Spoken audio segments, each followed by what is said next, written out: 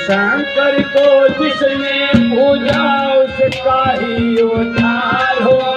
शिव शंकर को जिसने पूजा उसका ही उद्धार हुआ। अंतकाल सागर से उनका बेड़ा पार हुआ। ओम शंकर की पूजा करो, ध्यान चरणों में उनके धरो।